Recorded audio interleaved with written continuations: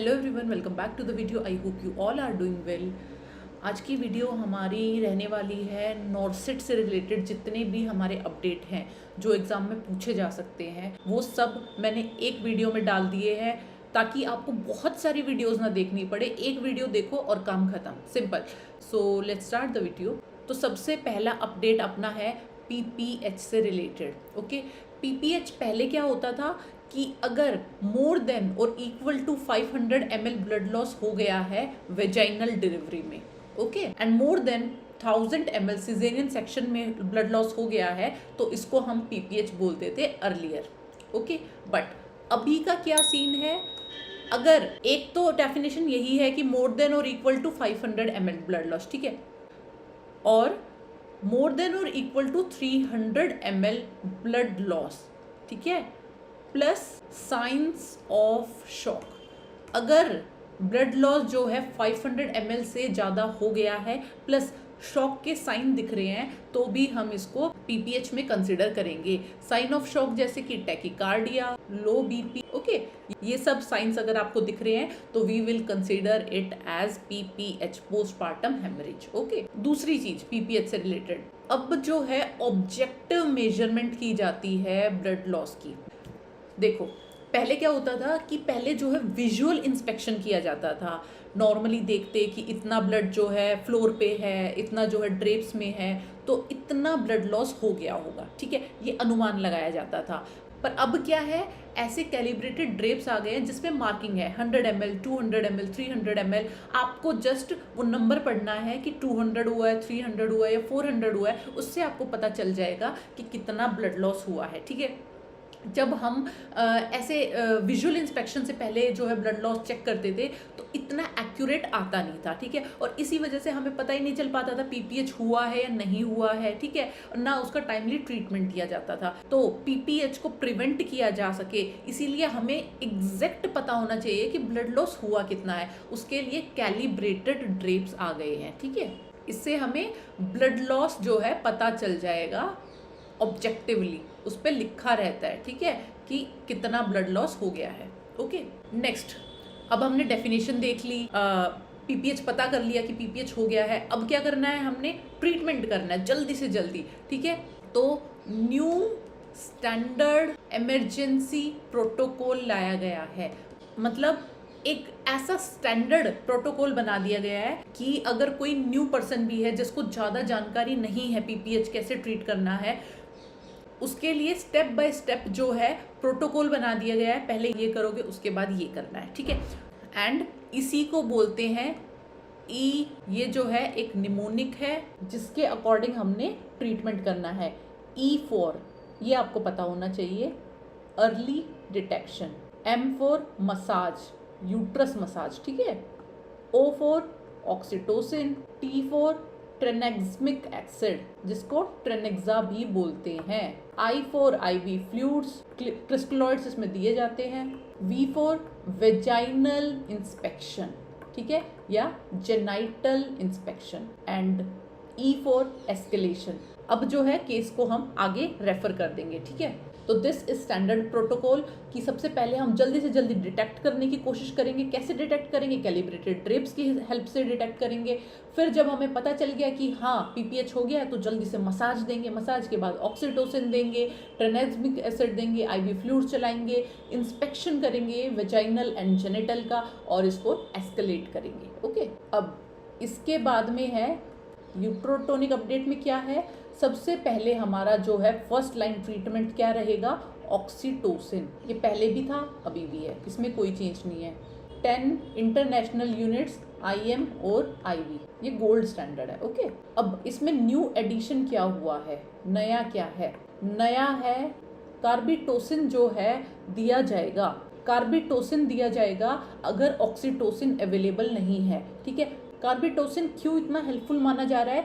क्योंकि ये heat stable drug है, ठीक है। हीट स्टेबल मतलब कुछ ऐसी जगहें होती हैं जहाँ पे कोल्ड चेन मेंटेन करना पॉसिबल नहीं होता है, ठीक है, तो उधर जो है कार्बिटोसिन ड्रग काम आएगा, ठीक है। जहाँ पे कोल्ड चेन जो है पॉसिबल नहीं है मेंटेन करनी, वहाँ पे कार्बिटोसिन यूज आएगा, ठीक है। उसके बाद में थर्ड ड्रग जो है मीज़ोप्रोस्टोल अगर आप किसी रिमोट एरिया में हो या फिर कम्युनिटी यूज़ के लिए जहाँ पे इंजेक्टेबल्स जो है अवेलेबल नहीं है, उधर हम मीज़ोप्रोस्टोल देंगे। ओके, इसका डोज रहेगा 400 to 600 माइक्रोग्राम ओरल।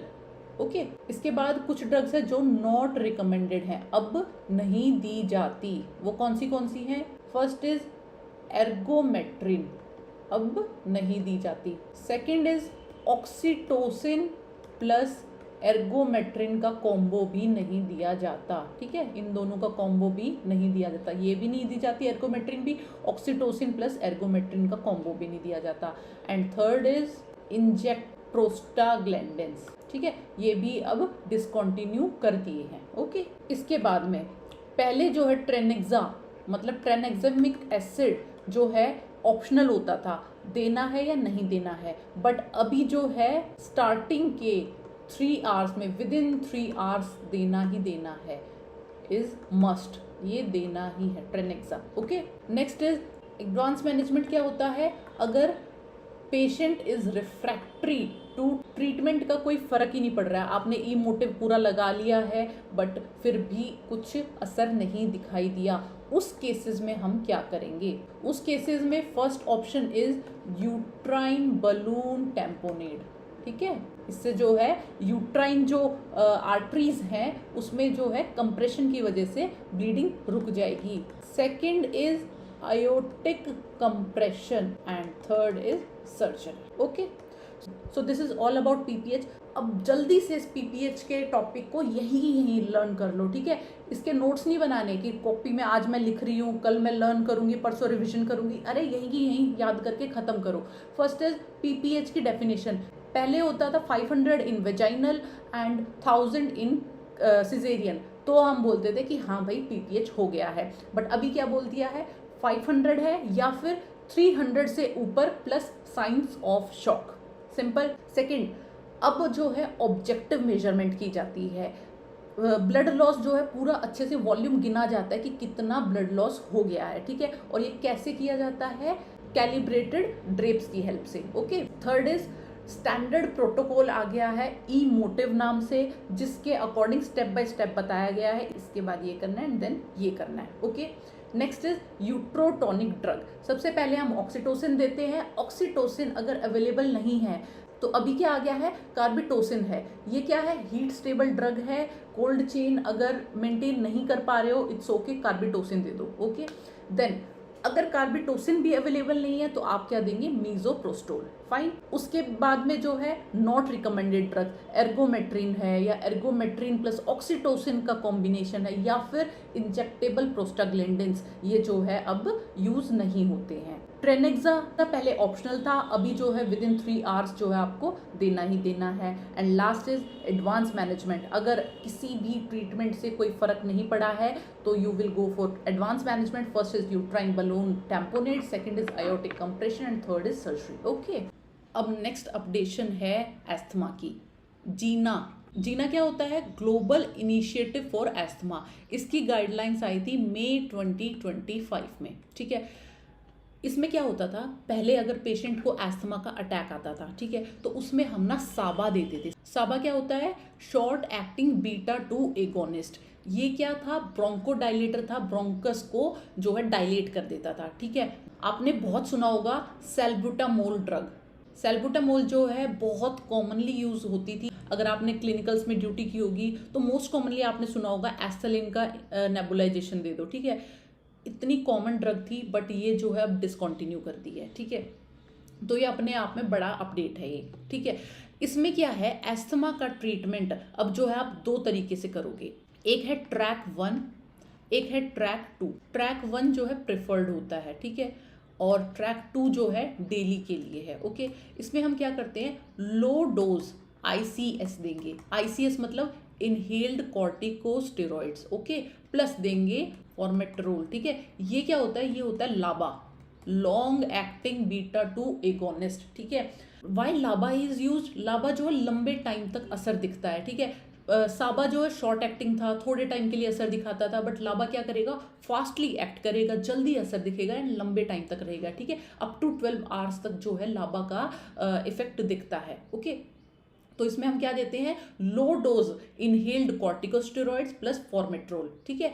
इसका एग्जाम्पल क्या है इनहेल्ड कॉर्टिकोस्टेरॉइड्स का, ब्यूडिसोनाइड, फ्लूटिक, ठीक है, ये सब एग्जाम्पल है लो डोज इनहेल्ड कॉर्टिकोस्टेरॉइड्स की, ठीक है। बट अगर किसी पेशेंट को डेली डोज पे रखना है तो उसको ट्रैक 2 में डाल देंगे। ओके, इसमें भी सेम स्ट्रेटजी है, लो डोज आईसीएस देंगे प्लस फॉर्मेट्रोल देंगे, ठीक है, बट ये जो है डेली के लिए है एंड ट्रैक 1 जो है एज नीडेड, जब जरूरत हो तब के लिए है। ओके, उसके बाद में ये जो गाइडलाइंस आई है ये मोर देन 12 ईयर्स ओल्ड के लिए है, ठीक है, एक चीज। दूसरी चीज आपको पता होना चाहिए साबा क्यों डिसकंटिन्यू की, इससे जो है सीवियर एस्थमा अटैक आते थे बाद में, एक्सर्बेशन ज्यादा थी, डेथ ज्यादा थी, इसीलिए जो है इसको लाबा से रिप्लेस कर दिया। फाइन, और जो ये थेरेपी अभी स्टार्ट की है ट्रैक 1 में, ट्रैक 2 में, ये लो डोज आईसीएस प्लस फॉर्मेट्रोल, इसको क्या बोलते हैं, स्मार्ट, ठीक है। स्मार्ट क्यों बोलते हैं इसको, single maintenance and relieving therapy. इससे मेंटेनेंस भी हो रही है एंड रिलीविंग भी है, रिलीव भी मिल रहा है और मेंटेनेंस भी है। देखो फॉर्मेट्रोल क्या करता है, ब्रोंको डायलेशन कर देगा एंड आईसीएस क्या करती है, इन्फ्लामेशन को कम कर देती है, ठीक है। तो ये ज्यादा बेटर थेरेपी होगी। पहले क्या होता था, साल्बुटामोल दे देते थे, ब्रोंकस डायलेट हो गया है, बट वो कोई क्योर नहीं है। अंदर से जो है इतनी ही इन्फ्लेमेशन रहती थी एयरवेज में, बस ब्रोंकस जो है डायलेट हो जाते थे, बट अब ये जो है ज्यादा क्यूरेटिव इफेक्ट लाएगी, क्योंकि ब्रोंकस तो डायलेट हो ही रहा है, साथ में जो है एयरवे की इन्फ्लेमेशन भी कम हो गई है। फाइन, तो दिस इज स्मार्ट थेरेपी, ठीक है, मेंटेनेंस भी हो रही है कि आगे एक्सर्बेशन ना हो, प्लस रिलीविंग, साथ की साथ असर भी दिख रहा है। ओके, उसके बाद में एक ड्रग और इन्वेंट की गई है कि अगर ऊपर वाले ट्रीटमेंट से पेशेंट को असर नहीं दिख रहा है, ठीक है, तो आप क्या करेंगे, एक ड्रग देंगे डेपीमो, ठीक है, कैसे पढ़ोगे इसको, किमैब, डेपीमो किमैब, ठीक है। डेपीमो किमैब जो है एक ड्रग है, वो जो है ट्वाइस इन अ ईयर देंगे, ठीक है, 2 बार देंगे साल में, ट्वाइस। ओके, इसका डोज क्या रहेगा, 100 मिलीग्राम सबक्यूटेनियस, ठीक है, 100 मिलीग्राम देंगे सबक्यूटेनियसली। ओके, एंड ये क्यों दी जाती है, जब सीवियर इजियोनोफिलिक एस्थमा होता है, ऊपर वाले ट्रीटमेंट से असर नहीं पड़ता है, तो हम ये ड्रग देंगे and this is long acting, ठीक है। उसके बाद में एक छोटा सा अपडेट और है कि पहले क्या होता था, स्पाइरोमेट्री जो है गोल्ड स्टैंडर्ड टेस्ट माना जाता था, स्पाइरोमेट्री, ठीक है, अगर एस्थमा है पेशेंट को तो स्पाइरोमेट्री जो है गोल्ड स्टैंडर्ड टेस्ट है, वो आज भी गोल्ड स्टैंडर्ड है, बट इसमें जो है साथ साथ कुछ और बायोमार्कर्स ऐड कर दिए गए हैं, जैसे कि FENO, FENO, fractionalised exhaled nitric oxide. आप जितना एयर जो है बाहर एक्सपिरेट कर रहे हो, छोड़ रहे हो, उसमें कितना नाइट्रिक ऑक्साइड है, ठीक है, तो जो है हमें एयरवे का इन्फ्लेमेशन का पता चल जाएगा। अगर हाई फिनो है, मतलब नाइट्रिक ऑक्साइड ज्यादा है, तो इट मीन्स ज्यादा इन्फ्लेमेशन है। ओके, तो स्पाइरोमेट्री के साथ में अब जो है फिनो भी ऐड कर दिया गया है एज अ बायोमार्कर। ओके, अब है अपनी थर्ड अपडेट मेनिंजाइटिस के ऊपर। मेनिंजाइटिस की अपडेट आई थी अप्रैल 2025 में। ओके, तो WHO ने फर्स्ट टाइम जो है गाइडलाइंस दी है कि किस तरह से मेनिंजाइटिस को अर्ली डायग्नोज करना है, क्या इसका ट्रीटमेंट रहेगा, और इन पेशेंट का लॉन्ग टर्म केयर कैसे रहना चाहिए कम्युनिटी के अंदर। ओके, तो एक ग्लोबल स्ट्रेटेजी आई है। ग्लोबल स्ट्रेटेजी में क्या बोलते हैं, डिफीट मेनिंजाइटिस बाय 2030, ठीक है, ये इन्होंने स्लोगन दिया है। इसके अंदर ये क्या बोलते हैं कि हम जो है एलिमिनेट कर देंगे, क्या एलिमिनेट कर देंगे, मेनिंजाइटिस के एपिडेमिक्स, ठीक है, मेनिंजाइटिस के एपिडेमिक्स जो है हम एलिमिनेट कर देंगे, ठीक है। उसके बाद में रिड्यूस किया जाएगा वैक्सीन प्रिवेंटेबल मेनिंजाइटिस को बाय 50%। वैक्सीन प्रिवेंटेबल मेनिंजाइटिस, जो मेनिंजाइटिस वैक्सीन से प्रिवेंट किया जा सकता है उसको 50% से कम कर देंगे। Okay, third is reduce deaths by 70%, जो है डेथ में रिडक्शन लाएंगे। ओके, तो मेनिंजाइटिस का क्या अपडेट है? WHO ने फर्स्ट टाइम गाइडलाइंस दी हैं अप्रैल 2025 में, और इन्होंने क्या स्लोगन दिया? Defeat meningitis by 2030। मेनिंजाइटिस को हरा दो बाय 2030 तक। पर किस तरह से हराएंगे, क्या स्ट्रेटेजी रहेगी कि मेनिंजाइटिस के एपिडेमिक्स जो है खत्म कर दो, एलिमिनेट कर दो। सेकंड इज जो मेनिंजाइटिस वैक्सीन से प्रिवेंट किया जा सकता है उसके केसेस को 50% से कम कर दो। And third is reduce deaths by 70%। जो भी मेनिंजाइटिस से रिलेटेड डेथ्स होती हैं उसको 70% से कम कर दो। ओके, उसके बाद में अपडेट है डायग्नोसिस से रिलेटेड। देखो, जब भी मेनिंजाइटिस का पेशेंट आता है तो हम करते हैं लंबर पंक्चर। ठीक है, इससे क्या होता है? CSF निकालेंगे और CSF को जो है कल्चर के लिए भेज देते हैं। फिर हम देखेंगे कि कौन सा बैक्टीरिया जो है ससेप्टिबल है और उसको उसके अकॉर्डिंग जो है एंटीबायोटिक्स दे देते हैं। ठीक है, ये अभी तक का प्रोटोकॉल है, बट ये हर एक हॉस्पिटल का अपना अपना था। कुछ हॉस्पिटल्स इसको फॉलो करते थे, कुछ नहीं करते थे। ठीक है, बट अब WHO ने अगर बोल दिया है, गाइडलाइंस दे दी है, तो हर हॉस्पिटल को ये फॉलो करना पड़ेगा। ओके, तो जैसे ही पेशेंट आएगा आप सबसे पहले लंबर पंक्चर करोगे। ठीक है, और एंटीबायोटिक स्टार्ट कर दोगे। ठीक है, लंबर पंक्चर करो एंड जल्दी से जो है एंटीबायोटिक स्टार्ट कर दो। ओके, बट अगर कोई कॉन्ट्रा इंडिकेशन है, हम लंबर पंक्चर नहीं कर सकते हैं, या फिर आपको लग रहा है कि लंबर पंक्चर करना है बट अभी नहीं कर सकते, थोड़ा टाइम लगेगा। ओके, तो पहले आप एंटीबायोटिक दे दो। ठीक है, फिर उसको LP करो या फिर CT स्कैन के लिए भेजो अगर LP में डिले हो रहा है तो। ठीक है, डायग्नोसिस बहुत सिंपल सा है, पेशेंट के आते ही उसका लंबर पंक्चर करो और फिर एंटीबायोटिक दे दो। ठीक है, बट अगर आपको लग रहा है लंबर पंक्चर में टाइम लगेगा या फिर लंबर पंक्चर कॉन्ट्रा इंडिकेटेड है, इसका CT स्कैन करना पड़ेगा, तो पहले आप एंटीबायोटिक दोगे फिर उसको CT स्कैन के लिए भेजोगे। फाइन। इसके बाद में कुछ ब्लड के बायोमार्कर्स हैं जो अभी डायग्नोसिस में मिला दिए गए हैं। ये ब्लड के बायोमार्कर्स जो है बैक्टीरियल एंड वायरल मेनिंजाइटिस में डिफरेंशिएट करने के काम आएंगे। पहला बायोमार्कर है procalcitonin, second is CRP, C reactive protein, third is peripheral WBC count. ठीक है, ये 3 ब्लड के बायोमार्कर हैं जो ऐड कर दिए गए हैं बैक्टीरियल और वायरल मेनिंजाइटिस को डिफरेंशिएट करने के लिए। ओके, अब आ जाओ ट्रीटमेंट पे। ट्रीटमेंट क्या है? Treatment start as soon as possible. जैसे ही पेशेंट आएगा सबसे पहले हमने ट्रीटमेंट स्टार्ट करने की कोशिश करनी है। Okay, second is empiric antibiotics. Empiric antibiotics क्या होती हैं? जैसे कि सेफ्ट्रिएक्सोन है या फिर वैंकोमाइसिन है। कल्चर का रिपोर्ट आए उससे पहले आप एंटीबायोटिक स्टार्ट कर दोगे। ठीक है, आपको वेट नहीं करना कि कल्चर की रिपोर्ट आएगी, हम पता लगाएंगे कौन से बैक्टीरिया है फिर हम एंटीबायोटिक स्टार्ट करेंगे। नहीं, आपको नहीं वेट करना। पेशेंट आया है, जल्दी से लंबर पंक्चर करो और सेफ्ट्रिएक्सोन एंड वैंकोमाइसिन स्टार्ट कर दो। ठीक है, कल्चर की रिपोर्ट्स आएंगी फिर जो है मॉडिफिकेशन किया जाएगा ड्रग्स में कि अब कौन सा एंटीबायोटिक देना है, बट आते ही आपको सेफ्ट्रिएक्सोन एंड वैंकोमाइसिन स्टार्ट कर देना है। उसके अलावा कॉर्टिकोस्टेरॉइड्स जैसे कि डेक्सामेथासोन। ठीक है, ये जो है आपको एंटीबायोटिक्स के साथ में जो है स्टार्ट कर देना है। एंटीबायोटिक्स के पहले या उसके साथ में जो है डेक्सामेथासोन दे देना है to reduce inflammation. Okay, and last update is new vaccine आई है जिसको बोलते हैं मैन से मतलब मेनिंजाइटिस 5CV। ये 5 स्ट्रेन से जो है हमें प्रिवेंट करता है। कौन से? ACWXY।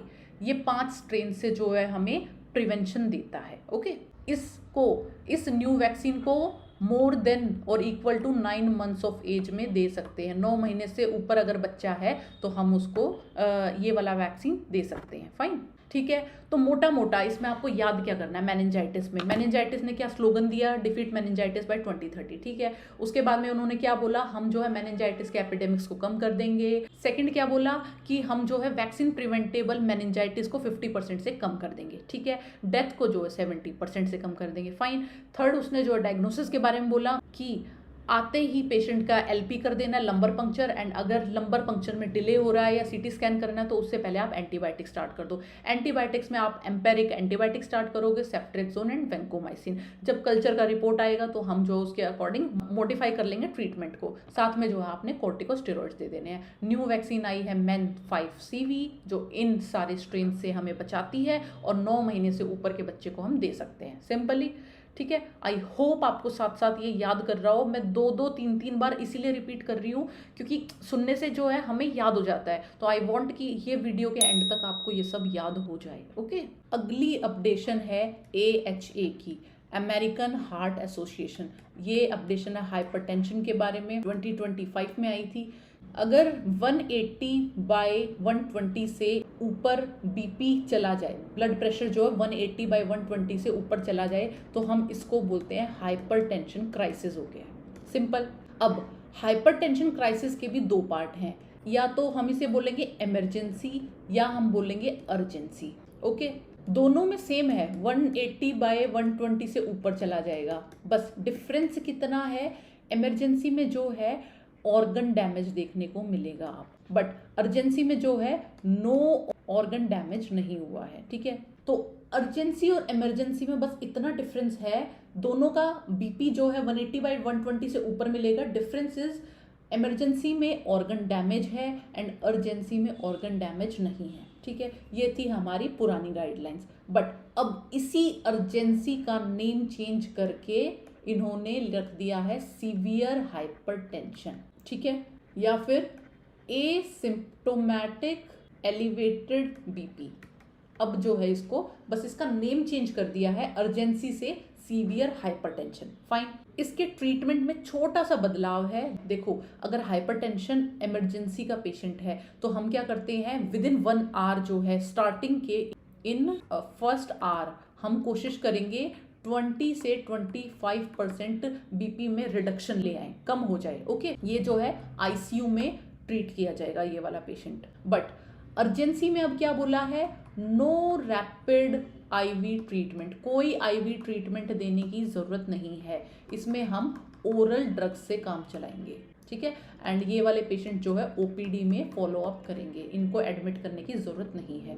बहुत सिंपल सा है। AHA ने क्या बोला है कि हाइपरटेंशन क्राइसिस मतलब 180/120 से ऊपर जो हाइपरटेंशन क्राइसिस होती है, इसके 2 पार्ट्स होते हैं। अगर ऑर्गन डैमेज है तो उसको इमरजेंसी बोल देंगे, और ऑर्गन डैमेज नहीं है तो उसको अर्जेंसी बोलते थे, बट उसका नाम बदल के अभी सीवियर हाइपरटेंशन कर दिया है। ठीक है, और जो सीवियर हाइपरटेंशन के पेशेंट है इनको ओरल ड्रग्स देंगे, कोई आईवी ड्रग देने की जरूरत नहीं है। सिंपल है। नेक्स्ट एक छोटा सा अपडेट है CPR से रिलेटेड इन इन्फेंट्स। देखो, पहले क्या करते थे हम, 2 फिंगर्स मेथड यूज करते थे। 2 फिंगर से क्या करते थे, CPR देते थे, या फिर 2 थंब से देते थे। ऐसे पूरा एनसर्कल कर लेते थे चेस्ट को एंड 2 थंब से हम CPR देते थे।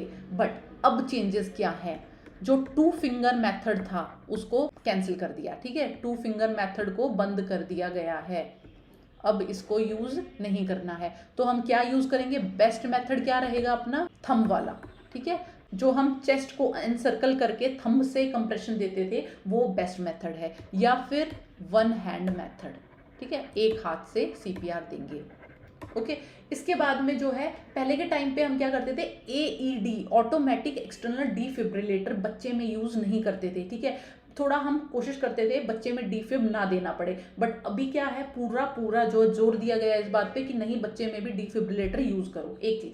दूसरी चीज, अगर बच्चे के लिए चेस्ट पैड्स अवेलेबल नहीं है, ठीक है, तो आप अडल्ट के चेस्ट पैड्स यूज कर सकते हो। ओके, इसके बाद में एक अपडेट और है बच्चों के लिए चोकिंग से रिलेटेड। अगर बच्चे को चोकिंग हो गई है, कुछ एक्सटर्नल बॉडी, फॉरेन बॉडी जो है चोक कर गई है, तो हम क्या करेंगे, 5 back blows plus 5 chest thrust, ये हम उसके ट्रीटमेंट के लिए करेंगे। ओके, ठीक है, पहले क्या होता था, एब्डोमिनल थ्रस्ट यूज होता था, तो अभी नो एब्डोमिनल थ्रस्ट नहीं देंगे, हम जो है 5 ब्लैक ब्लोज देंगे एंड 5 चेस्ट थर्स्ट देंगे। फाइन, ये जो है इन्फेंट से रिलेटेड है। इसके बाद में एक साइकेट्री का अपडेट है। इसमें क्या है, FL100, ये जो है एक ऐसा डिवाइस है, मॉडरेट से सीवियर डिप्रेशन में यूज होता है।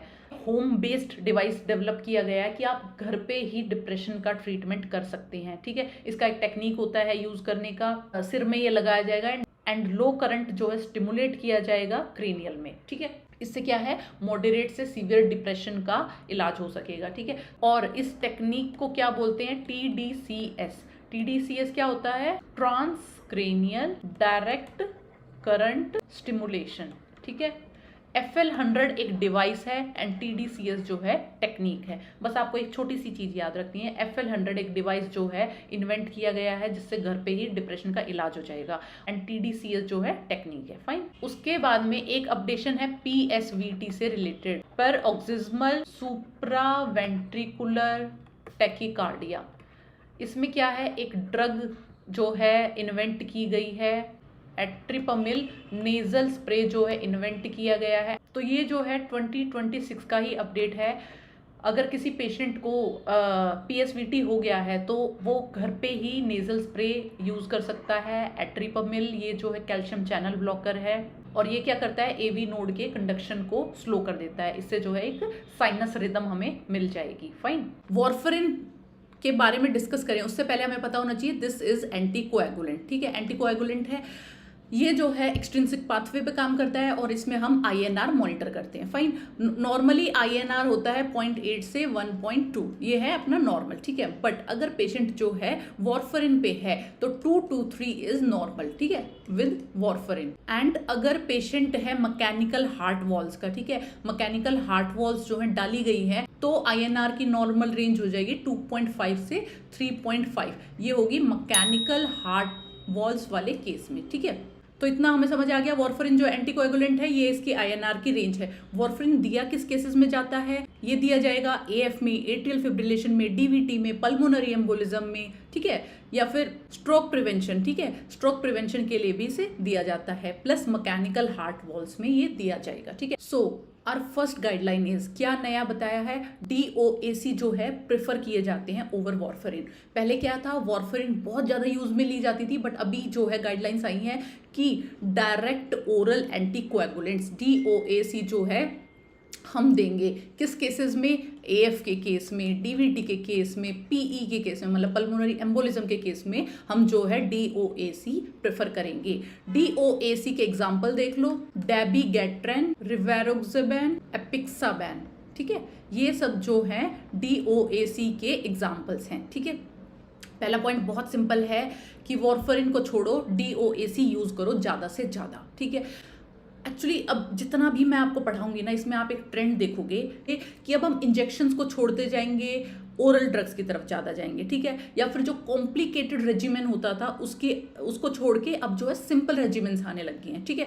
तो अभी क्या था, इनमें जो है INR मॉनिटर करना होता था, ठीक है, ब्लीडिंग रिस्क बहुत ज़्यादा रहता था, तो इसीलिए वॉरफरिन को हटा दिया गया है एंड DOACs जो है प्रेफर किए जाते हैं, फाइन, ठीक है। तो इधर जो है एक क्वेश्चन ये बन सकता है, DOAC क्यों प्रेफर किए जाते हैं। एक तो इसमें आपका रीजन रहेगा ब्लीडिंग रिस्क कम है, सेकंड INR मॉनिटरिंग करने की जरूरत नहीं है, and third is fix dose, इसमें जो है फिक्स डोज रहती है DOACs की, ठीक है, मतलब डोज जो है एडजस्टमेंट नहीं करनी पड़ेगी, फाइन। बट DOAC में हमें क्या मॉनिटर करना पड़ता है, रीनल फंक्शन, ये आपको पता होना चाहिए, ओके। सेकंड थिंग, अगर AF है, DVT है, PE है तो हम करेंगे DOAC प्रेफर, बट अगर केस है मैकेनिकल हार्ट वॉल्व का, ठीक है, तो हम अभी भी वॉरफरिन ही देंगे। या फिर moderate to severe mitral stenosis है, ठीक है, इस केसेस में हम आज भी वॉरफरिन ही देते हैं। मतलब वॉरफरिन को कंप्लीटली नहीं हटाया, but most of the cases के लिए हटा दिया गया है, एक पॉइंट। दूसरा point, bridging therapy. Bridging therapy क्या होता है कि जब भी हम जो है वॉरफरिन स्टार्ट करते हैं, ठीक है, ये टाइम लेता है अपना एक्शन शो करने में, 3 to 5 डेज इसको लग जाते हैं, ठीक है। बट अगर हमने देना है वॉरफरिन इमरजेंसी में, तुरंत जो है पेशेंट पे असर दिखाई दे, ठीक है, तो उस केसेस में तो हम वॉरफरिन नहीं यूज कर सकते हैं, तो उस टाइम पे क्या करते थे, हम ब्रिजिंग थेरेपी यूज करते थे। ब्रिजिंग थेरेपी मतलब हम जो है हेपेरिन देंगे जो फास्ट एक्ट करता है, ठीक है। शुरू में क्या है, हेपेरिन भी दे रहे हैं एंड वॉरफरिन भी दे रहे हैं, ठीक है।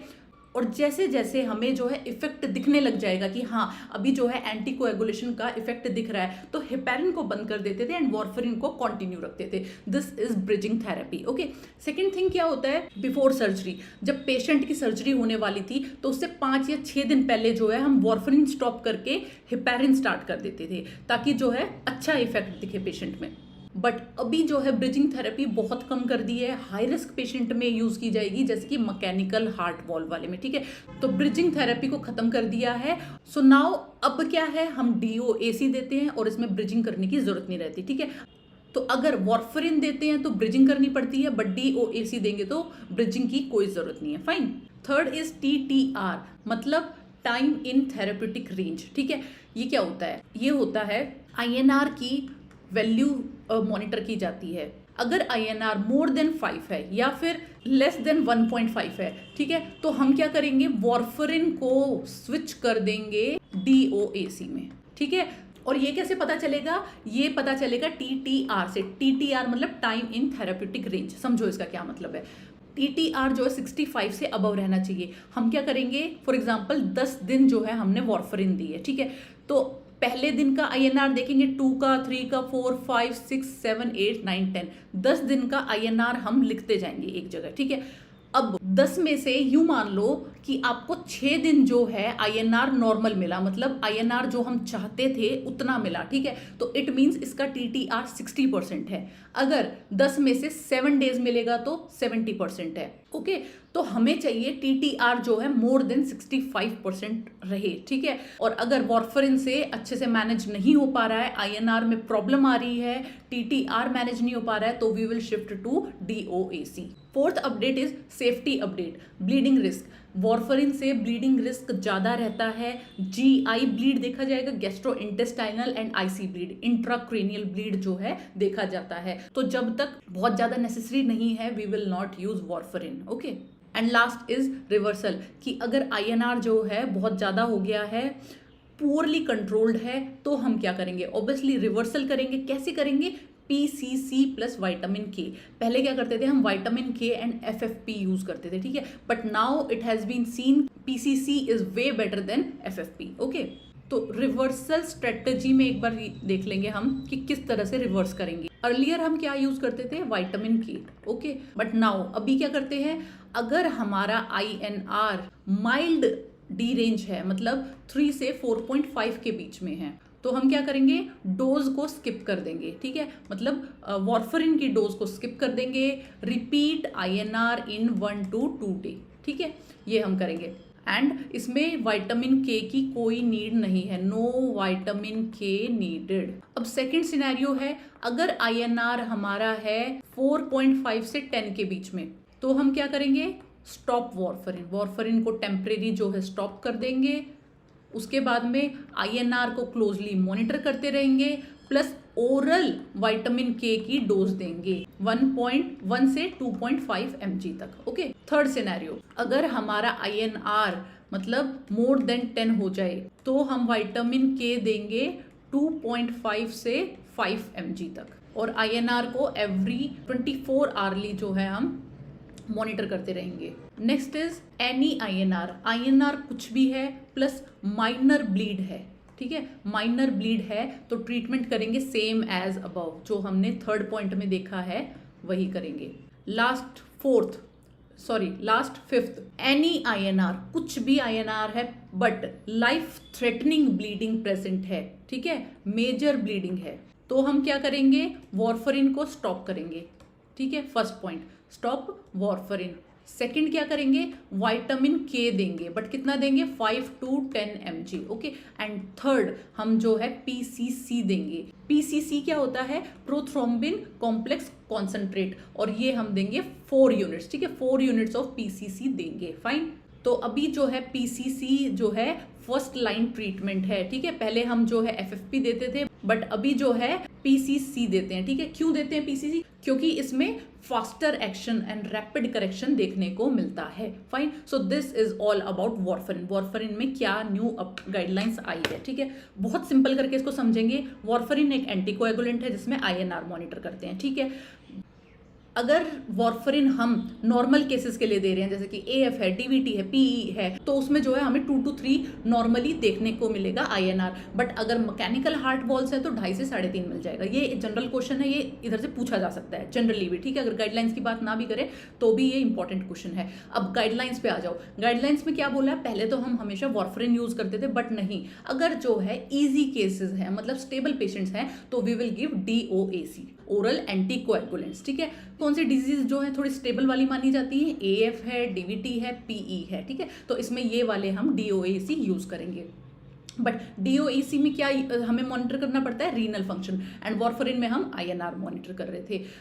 बट इसमें भी एक एक्सेप्शन है, अगर केस है मैकेनिकल हार्ट वॉल का या फिर moderate to severe mitral stenosis, तो हम इसमें वार्फरिन दे देंगे, सिंपल है। अब सेकंड क्या है, ब्रिजिंग थेरेपी के लिए बोला। पहले जो है ब्रिजिंग थेरेपी यूज करते थे, हिपैरिन का यूज करते थे कुछ टाइम तक बिफोर सर्जरी, बट अभी जो है ब्रिजिंग थेरेपी यूज नहीं करनी पड़ेगी अगर हम DOAC यूज करेंगे तो। Third is TTR, time to therapeutic range, वो हम जो है 65% से ऊपर रखेंगे, ठीक है। फोर्थ इज सेफ्टी अपडेट में क्या है, वार्फरिन जो है IC ब्लीड करता है, GI ब्लीड करता है। एंड फिफ्थ इज रिवर्सल कैसे करते हैं, and it is very important, यहाँ से क्वेश्चन पूछा जा सकता है। पहले जो है हम FFP पे ध्यान देते थे कि FFP देंगे, बट अभी जो है हम PCC को ज्यादा प्रेफर करते हैं, okay. And this is about classification की INR जो है इतने में हम क्या करेंगे, INR इतने में क्या करेंगे, वगैरह वगैरह, okay. So this is all about warfarin. Now our second disease is pulmonary embolism में क्या न्यू गाइडलाइंस है। और हाँ, एक बात और, इतने बड़े बड़े पॉइंट्स देख के डरना नहीं है कि पता नहीं कितने पॉइंट्स अब ऐड कर दिए गए हैं। पहले ही मुश्किल से पल्मोनरी एम्बोलिज्म का ट्रीटमेंट याद किया था, अब इतना आ गया, कैसे याद होगा। इसमें इतना याद करने का कुछ होता नहीं है, ठीक है ये बेसिक ही, अगर आप 2 या 3 बार पढ़ लोगे तो याद हो जाएगा, ठीक है। अब देखो पल्मोनरी एम्बोलिज्म होता क्या है, शॉर्ट में समझो। अगर जो है क्लॉट लंग्स की आर्टरीज में घुस जाए तो उसको पल्मोनरी एम्बोलिज्म बोलते हैं, ठीक है। पल्मोनरी मतलब लंग्स एंड एम्बोलिज्म मतलब क्लॉट जो है लंग में घुस गया है, इट मीन्स पल्मोनरी एम्बोलिज्म। और अगर यही क्लॉट जो है वेन्स में चला जाए, लेग की वेन्स में चला जाए, तो इसको DVT बोलते हैं, ठीक है। एंड DVT का मेजर कॉज जो है पल्मोनरी एम्बोलिज्म मिलता है, ठीक है। ये तो हो गया पल्मोनरी एम्बोलिज्म। इसमें क्या है, शॉर्टनेस ऑफ ब्रेथ देखी जाएगी, टैकीकार्डिया, टैकेपनिया वगैरह देखा जाएगा, ठीक है। ट्रीटमेंट हम इसका क्या करते थे, हम जो है एंटीकोएगुलेंट्स देते हैं एंड थ्रोम्बोलिटिक्स देते हैं, ओके। तो अब न्यू गाइडलाइंस के अकॉर्डिंग क्या बोला गया है, अब आ गया है न्यू क्लासिफिकेशन सिस्टम। पहले क्या है, लो, इंटरमीडिएट एंड हाई रिस्क में पेशेंट डिस्ट्रीब्यूटेड थे, बांटे गए थे, ठीक है। बट अभी जो है न्यू क्लासिफिकेशन के अकॉर्डिंग पेशेंट जो है डाल दिए हैं ABCDE कैटेगरी में, ओके। ए जो है सबसे हल्का सा पेशेंट है, एंड ई जो है बड़ा कॉम्प्लेक्स सा पेशेंट है, ठीक है। ए मतलब एसिम्प्टोमेटिक, जो पेशेंट एसिम्प्टोमेटिक है। बी मतलब लो रिस्क है। सी मतलब थोड़ा सा और ज्यादा रिस्क है, मॉडरेट रिस्क है। एंड डी मतलब सीवियर रिस्क है। इसमें क्या है, राइट वेंट्रिकल डिसफंक्शन भी देखा जाएगा, ठीक है। एंड लास्ट ई मतलब बिल्कुल ही मरने जैसी हालत है, शॉक में पेशेंट है या फिर कोलैप्स कर गया, ठीक है। तो ये जो है हमने कैटेगरीज बना दी है। पहले थी लो, इंटरमीडिएट एंड हाई रिस्क, अब जो है A to E बांट दी गई है, ठीक है। सेकेंड, मोर OPD ट्रीटमेंट। अब पहले क्या होता था, सारे पेशेंट्स को जो है हम हॉस्पिटलाइज कर लेते थे, ठीक है। बट अभी क्या बोला है कि अगर पेशेंट जो है स्टेबल है तो उसको जो है OPD में फॉलो अप किया जा सकता है, सब पेशेंट को हॉस्पिटलाइज करने की जरूरत नहीं है, ठीक है। बेसिक चीज है, जैसे जैसे एडवांसमेंट होगा हम क्या कोशिश करते हैं कि पेशेंट को हम ज़्यादा फ्रीली रखें, कि मतलब उसको घर का एनवायरनमेंट मिले, ज़्यादा इंजेक्शंस ना लगाने पड़े, ठीक है। अगर बहुत सारी मेडिसिन लेनी पड़ती हैं तो उसकी मेडिसिन कम कर दें, इस चीज पे हमारा ध्यान रहता है न्यू गाइडलाइंस में, ठीक है। तो बहुत कॉमन सी बात है मोर OPD ट्रीटमेंट की, मतलब हम हर पेशेंट को हॉस्पिटलाइज ना करके OPD में देख लेंगे। Third, DOACs are first line, ये तो हमने पढ़ लिया। पहले जो है वार्फरिन जो है ज्यादा प्रेफर की जाती थी, बट अब जो है DOAC आ गए हैं, fine. Next is initial treatment update. Treatment update में क्या है, जल्दी से जल्दी हम ट्रीटमेंट स्टार्ट करेंगे। हम जो है कंफर्मेशन की भी वेट नहीं करेंगे, कि कंफर्म भी नहीं करेंगे पहले अच्छे से, बट हम जो है ट्रीटमेंट स्टार्ट कर देंगे। इसको बिल्कुल डायर इमरजेंसी की तरह लेना है, ठीक है। नेक्स्ट क्या बताया है, low molecular fractionated heparin is more preferred over unfractionated heparin, ठीक है, इन स्टेबल पेशेंट। अभी क्या है, लो मोलिक्यूलर फ्रैक्शनेटेड मतलब फ्रैक्शनेटेड हेपेरिन जो है ज्यादा दिया जाता है अनफ्रैक्शनेटेड के कंपैरिजन में, ठीक है। ये जो है LMFH इनोक्सापैरिन के नाम से इंजेक्शन आता है, सबक्यूटेनियस देना पड़ता है। ये पेशेंट क्या है अपने घर पे भी दे सकता है, बट अनफ्रैक्शनेटेड जो है इन्फ्यूजन में चलेगा, इसके लिए पेशेंट को हॉस्पिटल आना पड़ेगा, ठीक है। तो अभी क्या अपडेट आ गई है कि हम जो है ये जो घर वाला इंजेक्शन है इस पे ज़्यादा जोर देंगे, ठीक है। तो वही पेशेंट को हम कहीं ना कहीं फ्री कर रहे हैं अपने हॉस्पिटल से। फिफ्थ पॉइंट, थ्रोम्बोलिटिक्स का जो है अब यूज जो है कम हो गया है। पहले जो है बहुत फ्रिक्वेंटली यूज करते थे, बट अभी जो है अगर पेशेंट स्टेबल है तो थ्रोम्बोलिटिक्स देने की जरूरत नहीं है। हम जो है बस अनस्टेबल केसेस में, जैसे कि हाई रिस्क ग्रुप जो है, शॉक है, हाइपोटेंशन है, इन केसेस में हम जो है थ्रोम्बोलिटिक्स देंगे। बट अगर हमें लगा कि भाई पेशेंट तो जो है स्टेबल है तो हमें थ्रोम्बोलिटिक्स देने की जरूरत नहीं है। Next is advance therapies. Obviously time जैसे जैसे एडवांस होगा एडवांस थेरेपीज आ जाएंगी। एक थेरेपी का नाम है कैथीटर थ्रोम्बोलिसिस, ठीक है। ये जो है एक न्यू थेरेपी है। सेकेंड इज मैकेनिकल थ्रोम्बेक्टमी, ठीक है। ये सब जो है न्यू एडवांसमेंट्स आई हैं। नेक्स्ट इज PERT टीम, मतलब पल्मोनरी एम्बोलिज्म रिस्पॉन्स टीम। इस चीज के लिए हम एक डेडिकेटेड टीम बना देंगे जिसमें जो है तरह तरह के डॉक्टर्स रहेंगे। एक डॉक्टर नहीं रहेगा, हर फील्ड से एक एक डॉक्टर रहेगा, ताकि एक मल्टी डायमेंशनल अप्रोच से पेशेंट को ठीक किया जा सके। फाइन, इससे जो है थोड़े बेटर आउटकम्स आ जाएंगे। Next is D dimer rule. D dimer क्या होता है? जब फाइब्रिन का डिग्रेडेशन होता है तो डी डाइमर मिलता है, ठीक है। डी डाइमर हम जो इन पेशेंट्स में चेक करेंगे। अगर डी डाइमर नॉर्मल है, ठीक है, इसका मतलब पल्मोनरी एम्बोलिज्म नहीं है, ठीक है। बट अगर डी डाइमर जो है पॉजिटिव है तो इसका मतलब ये नहीं है कि पल्मोनरी एम्बोलिज्म है। इस चीज को चेक करने के लिए CT पल्मोनरी एंजियोग्राफी की जाएगी, ठीक है। तो पहले क्या था, डी डाइमर रूल को जो है हम थोड़ा परमानेंट मान लेते थे कि हाँ पेशेंट को एम्बोलिज्म है, बट अभी इसको परमानेंट ना मान के CTPA किया जाता है, CT pulmonary angiography. Next is IVC filter. IVC मतलब इंफीरियर वेना कावा में एक फिल्टर लगा देना। क्या होता था, बॉडी में क्लॉट है, ठीक है, तो वो जो है हार्ट में ना घुस जाए उसके लिए हम इंफीरियर वेना कावा में एक स्मॉल डिवाइस जो है प्लेस कर देते थे जो क्लॉट को ट्रैक कर लेगा, ठीक है। तो IVC फिल्टर यूज होता था पहले, ठीक है। बट अभी जो है IVC फिल्टर के यूज को जो है रिस्ट्रिक्ट कर दिया गया है, कम कर दिया गया है। Now we will use filter only in cases जिसमें एंटीकोएगुलेंट्स यूज नहीं किया जा सकते, ठीक है। जैसे कि कोई मेजर सर्जरी हुई है या फिर एक्टिव ब्लीड है, इन केसेस में हम एंटीकोएगुलेंट्स तो नहीं दे सकते हैं, तो उन केसेस में हम IVC फिल्टर आज भी यूज करते हैं, ठीक है। Next is duration of treatment में क्या है, इन्होंने बोला इंडिविजुअलाइज्ड ट्रीटमेंट होना चाहिए। ऐसे नहीं बोल सकते कि हर पेशेंट में जो 6 महीने का ट्रीटमेंट है, 8 महीने का ट्रीटमेंट है, ठीक है। केस टू केस वेरी करता है, but at least 3 months of treatment जो है सबको मिलना चाहिए, चाहे कितना भी स्टेबल पेशेंट है। एक चीज। दूसरी चीज, 3 महीने के बाद जो है उसको रीअसेस किया जाएगा और अगर जरूरत पड़ी तो उसको लाइफ टाइम भी एंटीकोएगुलेंट्स पे रखा जा सकता है, ठीक है। And last is follow up is now mandatory. इसमें क्या है, आफ्टर PE एक बार ट्रीटमेंट होने के बाद भी इसका 3 to 6 मंथ्स पे रिव्यू करवाना है कि देख सकें कि कोई कॉम्प्लिकेशन तो नहीं है, ठीक है। तो this is all about pulmonary embolism. New classification आ गया है A से E तक। More OPD treatment, obviously treatment हम जो है OPD में ज्यादा देंगे, हॉस्पिटलाइज करने की जरूरत नहीं है। DOAC जो है हम प्रेफर करेंगे over warfarin. Next is initial treatment update, हम जो फ्रैक्शनेटेड हेपारिन जो है ज्यादा यूज करेंगे as compared to unfractionated. Next is thrombolytics. Thrombolytics सबको देने की जरूरत नहीं है, ठीक है। नेक्स्ट इज एडवांस थेरेपीज आ गई है, कैथेटर डायरेक्ट थ्रोम्बोलिसिस है, मैकेनिकल थ्रोम्बेक्टमी है।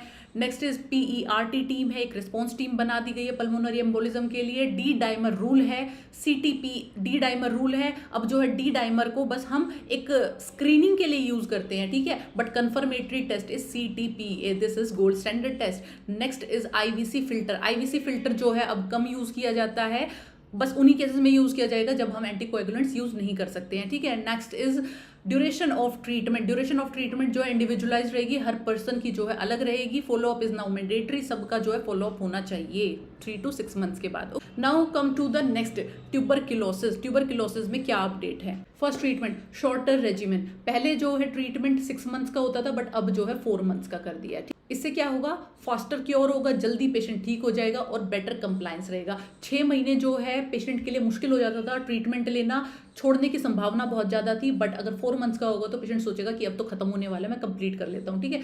तो जो है TB का ट्रीटमेंट फेल नहीं होगा, इसीलिए जो है शॉर्ट रेजिमेन इंट्रोड्यूस कर दिया 4 मंथ्स के लिए, ठीक है।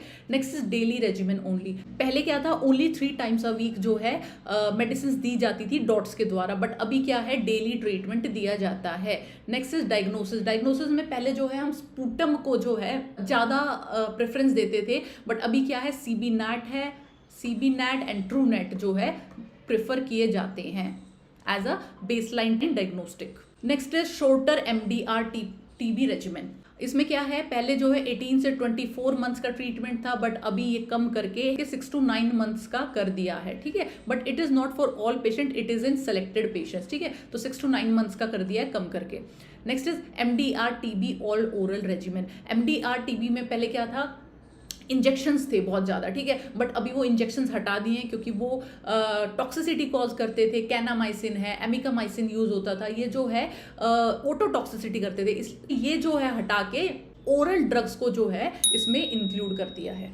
कौन से ड्रग्स इसमें डाले गए हैं ये पूछा जा सकता है, बीडाक्विलिन, लिंजोलेड, लीवोफ्लॉक्सासिन या मॉक्सीफ्लॉक्सासिन, ठीक है, ये सब जो है इसमें ऐड कर दिए गए हैं। बट इसमें जो है एक चीज़ है कि अभी ये पूरा इम्प्लीमेंट नहीं हुआ है ऑल ओवर इंडिया, ठीक है, कुछ सिलेक्टेड एरियाज में ही इम्प्लीमेंट है। Okay, next is TB preventive therapy, मतलब जो लोग भी पेशेंट के कॉन्टेक्ट में आए होते थे उनको जो है आइसोनियाजिड चलता था, ठीक है, बट अभी क्या कर दिया है, वो थोड़ा और रिस्ट्रिक्ट कर दिया है, बस क्लोज मेंबर्स को दिया जाएगा, या फिर जो छोटे बच्चे हैं लेस देन 5 ईयर्स है उनमें तो पक्का देना है।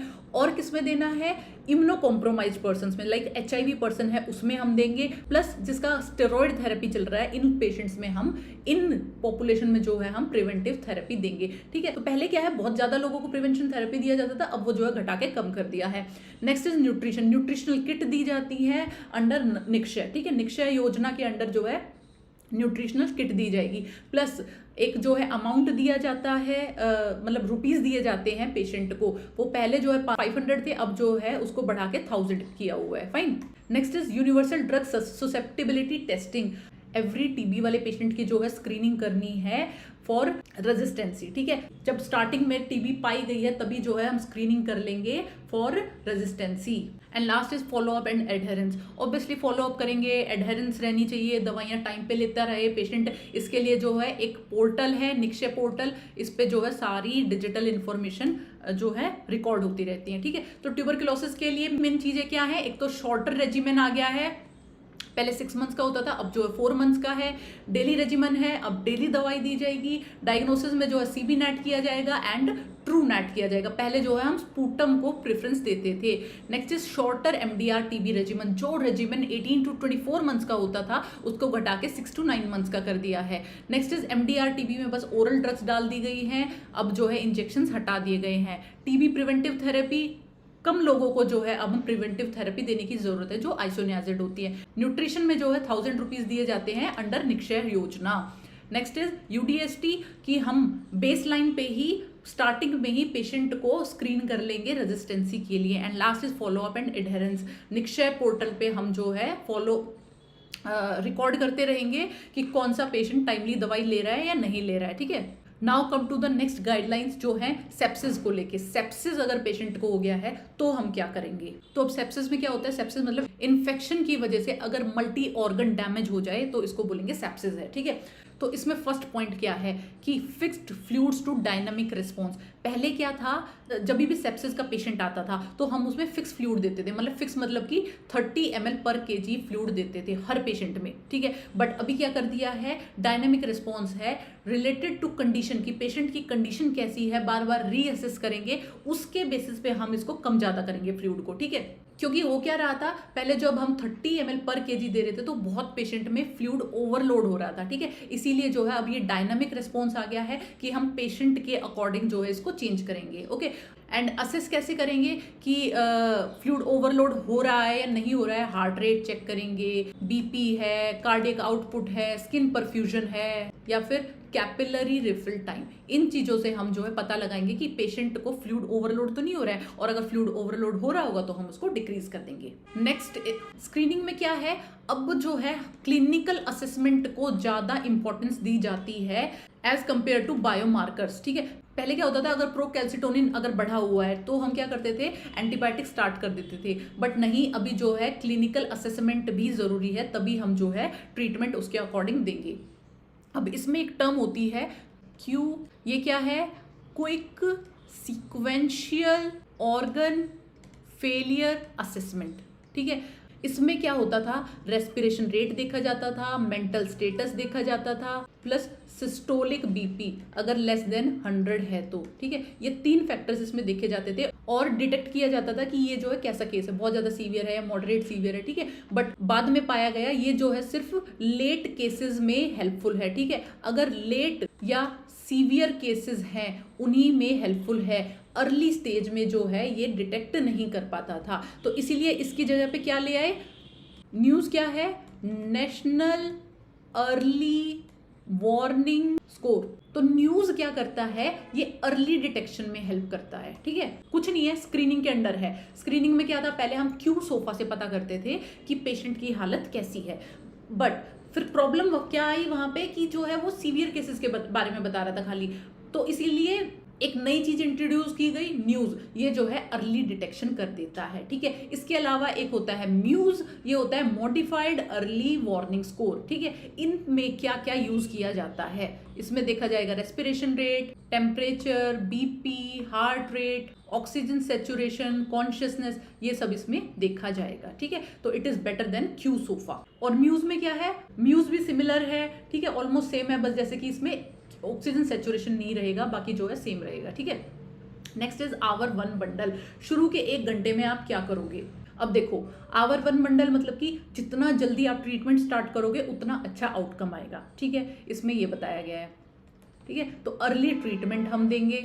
नेक्स्ट इज मेजर, लैक्टेट को हम मेजर करेंगे। उसके बाद में कल्चर के लिए सैंपल भेज देंगे, ठीक है। तो ब्लड का हमें कल्चर भेज देना है। ब्रॉड स्पेक्ट्रम एंटीबायोटिक स्टार्ट करेंगे, ठीक है। एंटीबायोटिक जो है जल्दी से जल्दी स्टार्ट करनी है, क्योंकि देखो सेप्सिस है, इन्फेक्शन की वजह से हो रहा है, एंटीबायोटिक्स तो देनी है, तो जल्दी से जल्दी स्टार्ट कर दो। ब्रॉड स्पेक्ट्रम यूज कर रहे हैं, हमें नहीं पता कौन सा बैक्टीरिया है, ठीक है, तो इसलिए हम ब्रॉड स्पेक्ट्रम दे देते हैं। बट जैसे ही कल्चर की रिपोर्ट आ जाएगी we will narrow it down, फिर हम नैरो एंटीबायोटिक्स देंगे जो स्पेसिफिकली उस बैक्टीरिया के लिए है, वही एंटीबायोटिक बाद में हम देंगे। एंड इसको ही डी एस्केलेशन बोलते हैं, ठीक है। डी एस्केलेशन किसे बोलते हैं कि पहले तो हमने दे दी थी ब्रॉड स्पेक्ट्रम एंटीबायोटिक्स, ठीक है, बट बाद में जब कल्चर की रिपोर्ट आई तो हमने उसको नैरो कर दिया। अब जो है स्पेसिफिकली वही एंटीबायोटिक दी जा रही है, and that is known as de escalation. एक पहले क्या करते थे, एंटी फंगल दिया जाता था, ठीक है, सभी पेशेंट्स को। अब जो है वो भी बंद हो गया, एंटी फंगल नहीं दिया जाता। तो आवर 1 बंडल हमने समझ लिया। जल्दी जल्दी से हम जो ट्रीटमेंट स्टार्ट करेंगे, लैक्टेट मॉनिटर करेंगे, कल्चर के लिए भेज देंगे, एंटीबायोटिक स्टार्ट करेंगे, ठीक है।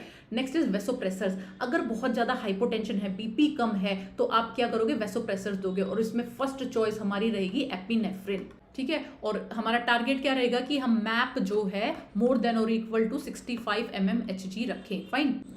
एक जो है फ्लूइड में चेंज आया है, पहले क्या था, हम जो है नॉर्मल सेलाइन को प्रेफर करते थे, बट अभी जो जैसे डायनामिक रिस्पॉन्स आया है इसमें हम बैलेंस्ड फ्लूइड देते हैं। बैलेंस्ड फ्लूइड क्या होता है, मतलब RL देंगे इसमें, ठीक है, RL देंगे एंड प्लाज्मा लाइट, ये 2 फ्लूइड्स जो है हम प्रेफर करते हैं।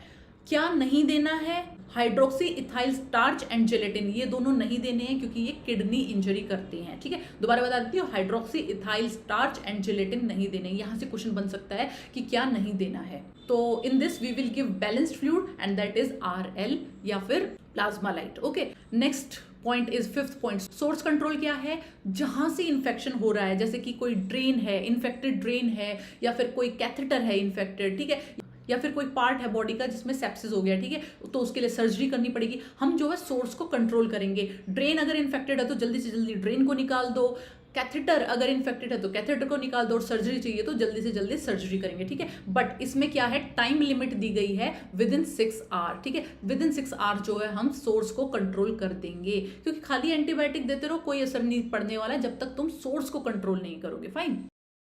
Next is ICU monitoring. इसमें क्या बताया गया है कि हम कोशिश करेंगे जल्दी से जल्दी जो है पेशेंट को ICU में शिफ्ट कर दें, ठीक है, and that should be done in within 6 hours के अंदर अंदर हम पेशेंट को ICU में शिफ्ट कर देंगे। नेक्स्ट इज सपोर्टिव केयर में क्या है, हम जो है अर्ली एंटेरल फीडिंग स्टार्ट कर देंगे, ठीक है। एंटेरल फीडिंग में हम 72 आवर्स के अंदर जो है स्टार्ट कर देंगे एंटेरल फीडिंग। और जो है ग्लूकोज को हम कंट्रोल में रखेंगे। अगर ग्लूकोज जो है मोर देन 180 है तो हम इंसुलिन स्टार्ट कर देंगे।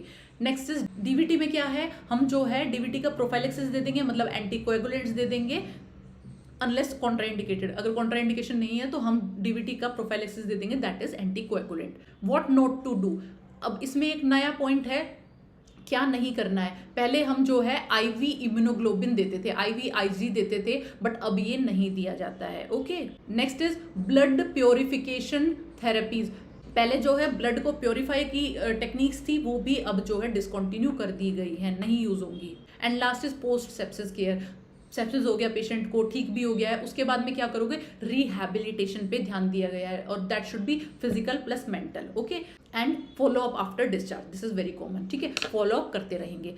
सो this is all about sepsis में हमने काम की बातें क्या पढ़ी है। इंपॉर्टेंट क्या है, डायनामिक रिस्पॉन्स है, बैलेंस फ्लूइड यूज करेंगे जो है आरएल एंड प्लाज्मा लाइट। पहले जो है हर पेशेंट को 30 ml पर केजी दिया जाता था, अब नहीं दिया जाता है। सेकंड इज स्क्रीनिंग, पहले हम क्यू सोफा यूज करते थे, now news and muse are use, because ये जो है अर्ली केसेस को डिटेक्ट कर लेते हैं। Third is hour one bundle, शुरू के 1 घंटे में हम क्या कर लेंगे, अर्ली ट्रीटमेंट स्टार्ट करेंगे, लैक्टेट को मेजर करेंगे, कल्चर के लिए रिपोर्ट भेज देंगे, एंटीबायोटिक स्टार्ट करेंगे, वो भी ब्रॉड स्पेक्ट्रम। उसके बाद में डी एस्केलेशन करेंगे जब कल्चर की रिपोर्ट आ जाएगी। Next is source control. Next is vasopressors में क्या है, एपिनेफ्रिन जो है हम देंगे ताकि मैप जो है मोर देन 65 रह सके। उसके बाद में सोर्स कंट्रोल, जहां से इन्फेक्शन हो रहा है उसी ड्रेन को या कैथेटर को हटा देंगे। ठीक है, next is supportive care. Next is ICU monitoring, less than 6 hours में जो है पेशेंट को हम आईसीयू में शिफ्ट कर देंगे। सपोर्टिव केयर में एंटरल फीडिंग स्टार्ट कर देंगे विद इन 72 आवर्स। डीवीटी का प्रोफाइलेक्सिस दे देंगे, मतलब एंटीकोएगुलेंट दे देंगे। What not to do, IV IG नहीं देना है, ब्लड प्योरिफिकेशन टेक्निक्स यूज नहीं करनी। And last is post sepsis care. Okay, so this is all about sepsis. Next is infective endocarditis. ये क्या होता है, अगर एंडोकार्डियम का इन्फेक्शन हो जाए, मतलब इनर लेयर ऑफ हार्ट का इन्फेक्शन हो जाए, that is known as infective endocarditis. इसमें क्या देखने को मिलता है, ओस्लर नोड्स, ये आपसे पूछ लिया जाता है, प्लस जेनवेल लीजन्स, ये इसमें देखने को मिलते हैं। ओके, एंड इसका मोस्ट कॉमन पॉजिटिव फैक्टर रहता है स्टेफिलोकोकस ओरियस। ठीक है, ये भी पूछा जा सकता है।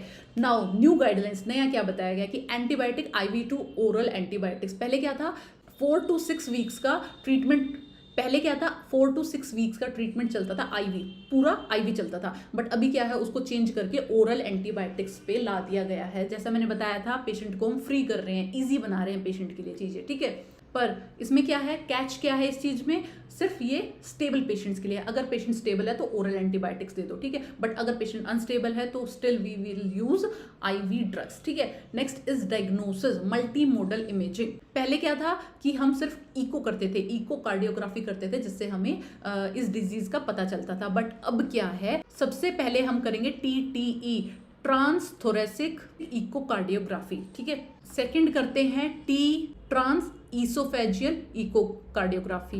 एंड थर्ड केस जो डिफिकल्ट केस है, इसमें नहीं पकड़ा गया तो वो आएगा CT स्कैन या PET scan. TTE, trans thoracic echocardiography, ये नॉन इन्वेजिव है, चेस्ट के ऊपर एक प्रोब रखते हैं और उसी से हमें पता चल जाएगा कि ऐसी ऐसी कंडीशन है या नहीं है। बट अगर जो है डाउट है, ठीक है, कंफर्म नहीं हुआ है, तो we will go for TEE। ये जो है इन्वेजिव प्रोसीजर है, इसमें ईसोफेगस के थ्रू जो है ट्यूब डाली जाती है। बट अगर इन दोनों में से भी बात नहीं बनी तो obviously we will go for CT scan या PET scan. Next is endocarditis team. एक टीम बना दी गई है जिसमें कार्डियोलॉजिस्ट रहेगा, एक कार्डियक सर्जन रहेगा, एक माइक्रोबायोलॉजिस्ट रहेगा, ये सब मिलके जो है पेशेंट को ट्रीट करेंगे। तो ये इसमें क्या बोलना चाह रहे हैं कि ऐसे पेशेंट्स को ठीक करना एक डॉक्टर का काम नहीं है, ये मल्टी डिसिप्लिनरी अप्रोच होनी चाहिए। फाइन। Next, early surgery. पहले क्या है, हम कोशिश करते थे कि सर्जरी जो है डिले हो जाए, सर्जरी ना करनी पड़े। फाइन, बट अब क्या है कि सर्जरी जो है रिकमेंड की जाती है कि जल्दी से जल्दी पेशेंट की सर्जरी हो जाए। जैसे हार्ट फेलियर का पेशेंट है, या फिर लार्ज वेजिटेशंस जो है ग्रो कर गई हैं द वॉल्स। ठीक है, बहुत थोड़ी सी बड़ी बड़ी वेजिटेशंस बन गई है वॉल्स के अराउंड, तो उस केसेस में हमें अर्ली सर्जरी करनी पड़ेगी। Next is antibiotic prophylaxis. पहले जो है प्रोफाइलेक्सिस में बहुत कॉमनली जो है एंटीबायोटिक्स हम दे देते थे, बट अब क्या है वो थोड़ा और नैरो डाउन कर दिया है कि या तो किसी को प्रीवियस एंडोकार्डाइटिस हो, उसको हम प्रोफाइलेक्सिस के रूप में एंटीबायोटिक दे सकते हैं, या फिर किसी का डेंटल प्रोसीजर हुआ है उस केसेस में देंगे, या फिर कोई प्रोस्थेटिक वॉल डली है, कंजेनाइटल हार्ट डिजीज है, इन केसेस में हम जो है एंटीबायोटिक प्रोफाइलेक्सिस देंगे। It is not for everyone, सबको नहीं देनी है। नेक्स्ट इज वही सेम आउट पेशेंट ट्रीटमेंट जो हर डिजीज में बताया गया है कि कोशिश करेंगे हम पेशेंट को जल्दी से जल्दी डिस्चार्ज कर दें और घर पे ही वो अपना ट्रीटमेंट लेता रहे, बस OPD में आएगा, फॉलोअप करके चला जाएगा। Next is device related endocarditis. Device related मतलब क्या होता है जब हम पेसमेकर्स पेशेंट को डालते हैं या मैकेनिकल वॉल्व्स डाली जाती हैं, उनमें जो है खतरा रहता है इन्फेक्टिव एंडोकार्डाइटिस होने का, ठीक है। तो इन पेशेंट्स के लिए जो पेसमेकर वाले हैं या मैकेनिकल वॉल्व्स वाले हैं, इनके लिए स्पेशल अप्रोच यूज की जाएगी एंडोकार्डाइटिस को प्रिवेंट करने के लिए, ठीक है। And last is repeat imaging. Repeat imaging में है अगर तुमने इको करवाया, इको कार्डियोग्राफी करवाई, ठीक है, और वो आई है नेगेटिव, कोई प्रॉब्लम नहीं आई है, but still you are suspicious कि नहीं होना तो चाहिए, होना तो चाहिए, अब मन में बैठ गई है बात कि होना चाहिए, बट रिपोर्ट जो है नेगेटिव आ रही है, तो आप क्या करेंगे, रिपीट करेंगे इमेजिंग को आफ्टर 5 to 7 days, ठीक है, 5 से 7 दिन बाद जो है आप रिपीट करेंगे। Next is brain stroke. Brain stroke बहुत इंपॉर्टेंट है क्योंकि 2026 में ही इसकी अपडेट आई है and that update is related to thrombolytics. पहले क्या होता था, एल्टीप्लेज यूज होती थी, बट अभी इसको चेंज कर दिया है टेनेक्टिप्लेज ने। तो अब क्या पाया गया है कि tenecteplase is way better than alteplase, first thing. Second thing, ये जो है इजी टू एडमिनिस्टर है, 5 से 10 सेकंड में आप इसको दे दोगे। ये जो है बोलस दी जाती है 0.25 mg पर केजी, बट एल्टीप्लेज में क्या होता था, 1 आवर का इन्फ्यूजन चलता था, तो अननेसेसरी जो है बहुत टाइम लग जाता था में, इसीलिए एल्टीप्लेज को कन्वर्ट कर दिया गया है टेनेक्टिप्लेज में। Next is time window expanded. पहले क्या बोला जाता था कि अगर 4 से 6 घंटे में जो है पेशेंट का ट्रीटमेंट स्टार्ट हो जाना चाहिए, ठीक है, उसके बाद में करोगे तो कोई फायदा नहीं है, बट अभी क्या बोला गया है, अप टू 24 आवर्स, ठीक है। अगर इमेजिंग में मतलब MRI में टिश्यू जो है वायबल है, ब्रेन जो है ठीक दिख रहा है, तो we can start treatment up to 24 hours, ठीक है। नेक्स्ट इज ब्लड प्रेशर को लेके एक गाइडलाइन है कि बिफोर थ्रोम्बोलिटिक्स देने से पहले जो है आपको बीपी रखना है 185/110 से कम, ठीक है। आफ्टर थ्रोम्बोलिटिक्स आपको कितना रखना है, लेस देन 180/105, ठीक है। ये जो है आपको बीपी रेगुलेट करके रखना है और इससे जो है कम ही रखना है। बट अगर थ्रोम्बोलिटिक्स यूज नहीं की गई है, थ्रोम्बोलिटिक्स नहीं दी गई है, तो हम थोड़ा सा हायर साइड रखेंगे बीपी को। क्यों, देखो ऑलरेडी थ्रोम्बस बना हुआ है, तो ब्लड जो है कम पहुंच रहा है ब्रेन को, ठीक है। जितना ब्लड कम पहुंचेगा उतना जो है इंजरी होती रहेगी ब्रेन में, ठीक है। तो हम क्या करेंगे, बीपी को बढ़ा के रखेंगे ताकि ज्यादा से ज्यादा ब्लड जो है वहां पे पहुंच पाए, ठीक है। तो इस केसेस में अगर थ्रोम्बोलिटिक्स नहीं दी गई है तो हम बीपी हायर साइड पे रखेंगे, ठीक है। तो इधर होता है 220/120, ठीक है। अगर इतना है, इधर तक बीपी है तो कोई प्रॉब्लम नहीं है, बट अगर इससे ऊपर जाएगा तो obviously we will treat. And this is known as permissive hypertension, ठीक है, कि मतलब इतना हाइपरटेंशन चलेगा, permissive hypertension. Last is paediatric stroke, ठीक है। पीडियाट्रिक स्ट्रोक में क्या है, पहले तो ये पीडियाट्रिक इसमें माना गया है बिलो 18 ईयर्स, ठीक है। नियोनेट से लेके 18 ईयर तक का बच्चा पीडियाट्रिक है, ठीक है। तो इसमें क्या अपडेट है कि MRI जो है फर्स्ट लाइन डायग्नोसिस है, ठीक है। पहले जो है हम CT स्कैन प्रेफर करते थे, बट अभी जो है क्या बताया गया, MRI जो है फर्स्ट लाइन ट्रीटमेंट होगा क्योंकि it is more sensitive, first thing. Second thing is now thrombolytics can be used in some adolescents, ठीक है। कुछ बच्चों में जो है थ्रोम्बोलिटिक्स भी यूज किए जा सकते हैं, पहले नहीं किए जाते थे बट अभी यूज किए जा सकते हैं। Now come to the next guideline that is about PSVT, ठीक है। PSVT में क्या आया है, catheter ablation first line treatment है। पहले हम कोशिश करते थे कि ड्रग्स से जो है हम PSVT ट्रीट करें, बट अभी क्या बताया है कि अगर रिकरिंग PSVT है, बार बार हुए जा रहा है, तो directly go for catheter ablation, ठीक है। Second is modified Valsalva. ये क्या होता है, पहले जो है हम सिंपल वल्सल्वा को जो है ज़्यादा प्रेफर करते थे, उसमें क्या होता था, simple straining method is use, ठीक है। बट अभी क्या है, मॉडिफाइड वल्सल्वा है। इसमें क्या करते हैं, हम पेशेंट को पहले सेमी रिकम्बेंट पोजीशन दे देंगे, सेमी रिकम्बेंट मतलब 45 डिग्री पे बिठा देंगे, उसके बाद में उसे बोलेंगे ब्लो इनटू द सिरिंज, ठीक है। सिरिंज में ब्लो करना है फॉर 10 to 15 सेकेंड्स, ठीक है। इससे एक स्ट्रेनिंग वाला इफेक्ट जनरेट होगा। क्यों करते हैं हम वल्सल्वा, ताकि AV कंडक्शन का टाइम जो है कम हो जाए, ठीक है। तो इसमें क्या करेंगे, सेमी रिकम्बेंट पोजीशन दे देंगे और ब्लो कर पेशेंट को बोलेंगे कि ब्लो इनटू द सिरिंज। उसके बाद में जैसे ही वो 10 से 15 सेकंड तक ब्लो करेगा, उसको बोलेंगे ले फ्लैट, सीधे लेट जाओ, और उसके पैर जो है, लेग जो है रेज कर देंगे, लेग रेज कर देंगे 45 डिग्री तक और 15 to 20 सेकेंड्स, ठीक है। ये जो है मॉडिफाइड वल्सल्वा है। पेशेंट को बिठा दिया 45 डिग्री पे, फिर उसको बोला कि सिरिंज में ब्लो करो, उसके बाद में जैसे ही वो ब्लो करेगा 15 सेकंड तक, सीधा लेटा दो, सीधा लेटाने के बाद में पैर उठा दो 15 से 20 सेकंड के लिए और फिर दोबारा से सिटिंग पोजीशन में ले आओ, ठीक है। This is modified Valsalva. Next is adenosine. Adenosine is something जो पहले भी यूज किया जाता था, जो अभी भी यूज किया जाता है, बट पहले जो 6 mg यूज किया जाता था, now it is use 12 mg। ये जो फर्स्ट लाइन ट्रीटमेंट रहता है, बहुत बढ़िया गोल्ड स्टैंडर्ड ट्रीटमेंट है एडिनोसिन, ठीक है। बट इसमें न्यू बात क्या है, नई चीज क्या है कि हम हार्ट के पास वाली वेन यूज करेंगे, जो लार्ज बोर वाली वेन होगी, एंटी क्यूबाइटल वेन, ठीक है, इसमें यूज करेंगे जो हार्ट के पास होती है। Okay, and last is FDA approved new drug. ये है मोस्ट इंपॉर्टेंट, यहाँ से क्वेश्चन आ सकता है। FDA ने एक ऐसी ड्रग ला दी है, एक इतनी इजी सेल्फ एडमिनिस्ट्रेड ड्रग ला दी है जो घर पे पेशेंट खुद भी यूज कर सकता है। इंट्रानेजल ड्रग है, नाम है एट्रीपेमिल, ठीक है। एट्रीपेमिल जो है ड्रग, इंट्रानेजल ड्रग है जो अभी न्यूली अप्रूव की गई है, पेशेंट जो है घर पे यूज कर सकता है for PSVT। Okay, and now come to the new medicine, जो अभी न्यू मेडिसिन इन्वेंट हुई हैं। फर्स्ट इज वेट लॉस के लिए 2 ड्रग्स हैं, सेमाग्लूटाइड एंड तिर्जेपिटाइड। ये क्या करती हैं, एपेटाइट को कम करती है, भूख कम लगेगी, और जो है गैस्ट्रिक का एम्प्टिंग रेट, खाली होने का रेट जो है कम कर देंगे, ठीक है। गैस्ट्रिक जो है कम एम्प्टी होगा तो जो है पेशेंट कम खाएगा, इससे जो है वेट लॉस में हेल्प मिलेगी। सेकंड इज एल्जाइमर में हुई है लिकेनिमैब एंड डोनेनिमैब। ये क्या करती है, अमाइलॉइड प्लैग्स जो होते थे, अमाइलॉइड प्लैग्स जो ब्रेन में पाए जाते थे, उनको टारगेट करती है और इस डिजीज के प्रोग्रेशन को कम करेगी। Fine. Third is heart failure में SGLT2 इनहिबिटर्स जो है अब यूज किए जाते हैं। पहले जो है ये सिर्फ डायबिटीज में यूज किए जाते थे, बट बाद में देखा गया कि ये जो है सोडियम लेवल को कम करता है, इसकी वजह से फ्लूइड कम होता है, तो हार्ट फेलियर में हेल्प करेगा, ठीक है। तो SGLT2 इनहिबिटर स्टार्ट किए गए हैं। Last is gene therapy started in sickle cell and rare disorders. अभी क्या किया गया है कि ऐसी जो है ट्रीटमेंट अवेलेबल है जिससे जो है जीन करेक्ट हो सके। सिकल सेल एनीमिया क्या है, एक जीन डिसऑर्डर है, जीन में प्रॉब्लम होती है, तो ये क्या करेगा, ड्रग जाके उस जीन को करेक्ट कर देगा। सो this is new invention in gene therapy, ठीक है।